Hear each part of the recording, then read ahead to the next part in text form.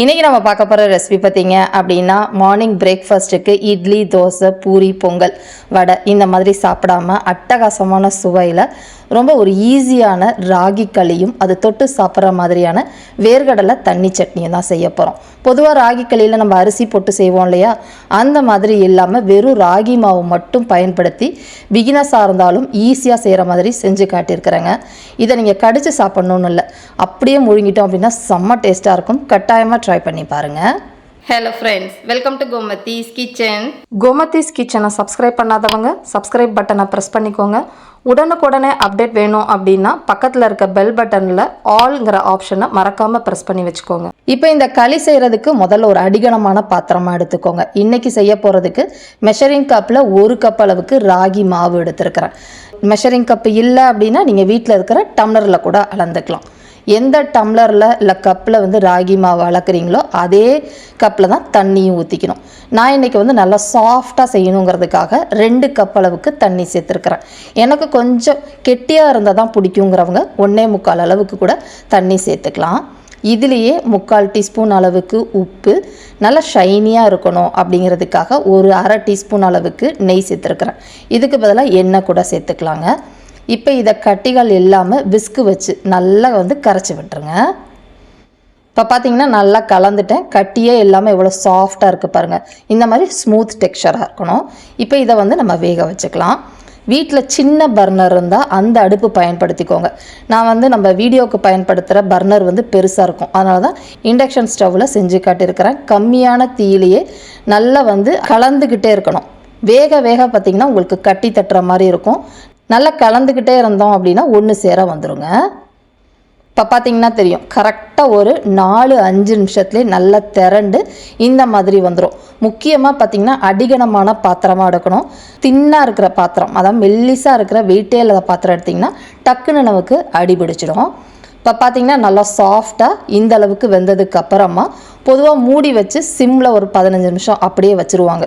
நான் அந்த மாதிரிலாம் இல்லாமல் இந்த மாதிரி எல்லாமே ஒன்று சேர சாஃப்டாக வந்ததுக்கு அப்புறமா இதை குக்கரில் வச்சு வேக விட போகிறேன். இதை நல்லா ஒரு டைட்டான மூடியை வச்சு மூடிட்டு அதே பாத்திரத்தை நம்ம குக்கரில் வைக்க போகிறோம். ஒரு குக்கரில் தண்ணி ஊற்றி கீழே தட்டு வச்சுருங்க. குக்கர் தட்டு வச்சுட்டு அதுக்கு மேலே இந்த களியை வச்சு குக்கரை மூடிக்கோங்க. ப்ரெஷர் வச்சு ஒரு மிதமான தீயிலே ஒரு விசில் வச்சு ஆஃப் பண்ணிவிடுங்க. ப்ரெஷர் ரிலீஸ் ஆனதுக்கப்புறம் ஓப்பன் பண்ணி பார்க்கலாம். இது ரொம்ப சிம்பிளான மெத்தடுங்க, ரொம்ப ஈஸியாக செஞ்சு முடிச்சிடலாம். பயப்படவே வேண்டாம், களி நமக்கு பக்குவமாக வெந்துடும். இப்போ ஒரு விசில் வந்துருச்சு, ப்ரெஷர் ரிலீஸ் ஆகிடுச்சு. ஓப்பன் பண்ணி பார்த்துடலாம். தட்டு மேலே மூடி சூடாக இருக்குங்க, பார்த்து தரங்க. பார்த்திங்கனாலே உங்களுக்கு தெரியும் நல்லா மினுன்னு பக்குவமாக வெந்து நிறமும் மாறி இருக்கு பாருங்கள். நான் முன்னையே சொன்ன மாதிரி நான் கொஞ்சம் இன்றைக்கி சாஃப்டாக செஞ்சுருக்கிறேன். உங்களுக்கு இன்னும் கொஞ்சம் கெட்டியாக உருண்டையாக வேணும் அப்படிங்கிறப்ப 1.25 அளவுக்கு தண்ணி சேர்த்துக்கோங்க. இது வெந்துருச்சான்னு பார்க்கணுங்கிறப்ப ஈரக்கையை எடுத்து அந்த களியை உருட்டி பார்த்திங்க அப்படின்னா கையில் நல்லா உருட்ட வரும். இந்த மாதிரி வந்துச்சுனாலே களி நமக்கு பக்குவமாக வெந்துருச்சுன்னு அர்த்தம்.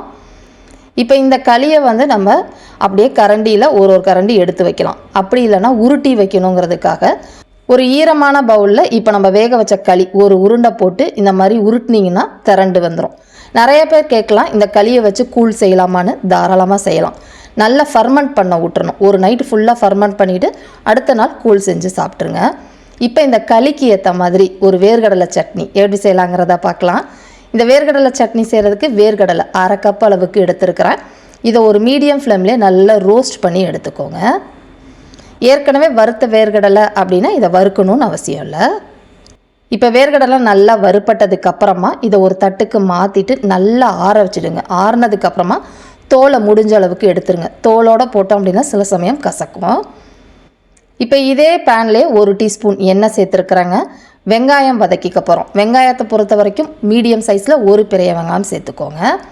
கூடவே காரத்துக்கு தகுந்த அளவுக்கு பச்சை மிளகாவும் வரமிளகாவும் சேர்த்துக்க போகிறேன். நான் இன்றைக்கி சட்னி கொஞ்சம் சுருக்குன்னு காரமாக தாங்க செய்ய போகிறேன். அதனால் 3 பச்சை மிளகாவும் 3 வரமிளகாவும் சேர்த்துருக்குறேன். காரத்துக்கு ஏற்ற மாதிரி சேர்த்துக்கோங்க. ஒரு பூண்டு பல்லையும் சேர்த்து நல்லா வதக்கிக்கலாம். இது வதங்கிக்கிட்டு இருக்கப்போ இந்த சட்னிக்கு தேவையான அளவு உப்பு 3/4 டீஸ்பூன் கல் உப்பு சேர்த்துருக்குறேன். டேபிள் சால்ட்னா கொஞ்சம் குறைவாக சேர்த்துக்கோங்க. இப்போ போட்டிருக்கிற வெங்காயம் நல்லா இந்தளவுக்கு வெந்தால் போதும், நிறம் மாறணும்னு அவசியம் கிடையாது. இப்போ இதில் வந்து புளிப்புக்கு புளி சேர்த்துக்க போகிறோம். உங்களுக்கு புளியோட புளிப்புக்கு ஏற்ற மாதிரி சேர்த்துக்கோங்க. நான் வந்து ஒரு சின்ன நெல்லிக்காய் அளவுக்கு புளி சேர்த்துருக்கிறேன். அதில் இருக்க அந்த கொட்டையை எடுத்துட்டு புளியை மட்டும் சேர்த்துக்கிறேன். இப்போ இதை வந்து ஒரு மிக்ஸி ஜாருக்கு மாற்றிக்கலாம். இது கொஞ்சம் ஆறுனதுக்கப்புறம் தாங்க அரைக்க போகிறேன்.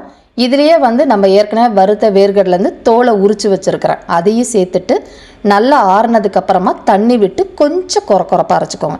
ரொம்ப நைஸாக அரைச்சிட வேண்டாம். இப்போ பார்த்தீங்கன்னா அரைச்சி எடுத்துகிட்டு வந்துட்டேன். இந்த களிக்கு பொறுத்த வரைக்கும் சட்னி வந்து தண்ணியாக இருக்கணும், கெட்டியாக இருக்கக்கூடாது. அதுக்கேற்ற அளவுக்கு தண்ணி சேர்த்துக்கோங்க. இப்போ இதுக்கு தாளிப்புக்கு கடுகு, உளுத்தம் பருப்பு, கொஞ்சமாக சீரகம் எல்லாம் பொரிஞ்சதுக்கப்புறமா வரமிளகாயும் கருவேப்பிலையும் போட்டு பொரிய விட்டு சேர்த்துருங்க. அவ்வளோதாங்க, சூப்பரான வேர்க்கடலை சட்னி. இட்லி, தோசை, சப்பாத்தி, முக்கியமாக இந்த களிக்கு ரொம்பவே அட்டகாசமாக இருக்கும். கட்டாயமாக ட்ரை பண்ணி பாருங்கள். நல்லா இந்த அளவுக்கு நீர்க்காக இருக்கணும், அப்போ தான் நல்லாயிருக்கும். இதே மாதிரி அளவுகளோட இந்த களியும் வேர்க்கடலை சட்னியும் ரெண்டையுமே செஞ்சு பாருங்கள். செஞ்சு பார்த்துட்டு எப்படி இருக்குது அப்படிங்கிறத கமெண்ட் பண்ணுங்கள். வீடியோ பிடிச்சிருந்தாலும் கமெண்ட் பண்ணுங்கள், லைக் பண்ணுங்கள், ஷேர் பண்ணுங்கள். மறக்காமல் கோமதீஸ் கிச்சன் சேனலையும் சப்ஸ்கிரைப் பண்ணி வச்சுக்கோங்க. தேங்க்ஸ் ஃபார் வாட்சிங்.